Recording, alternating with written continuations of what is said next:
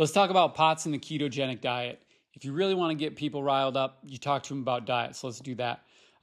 It's important to remember that this is kind of just like a generalized thing. If you're looking at diet as a solution, it probably means the biggest inputs are going to be if you're someone that's got a standard American diet. You've been living on fast food and like processed food meals. So anything that gets you toward a more natural food, organic diet is going to be a step in the right direction. Keto can be a way to do that.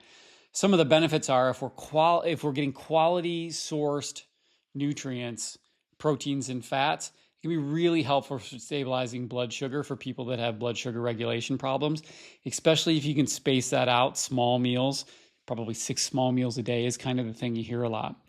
Now, on the other hand, people may have a harder time with it if they have motility issues where it's harder for them to digest the food. They have slow motility.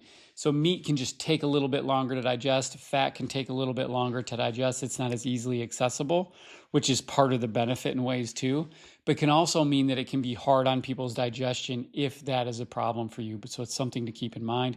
And the second part is a lot of people have to cycle in and out of it because it's so narrowed, we end up losing out on some of the micronutrient profile that's helpful for people. So in the smaller doses or periods of time, it can be useful for people. So it's not necessarily the right diet for everyone. It's not necessarily useful, but it can be. And I think it's important that people understand what their options are.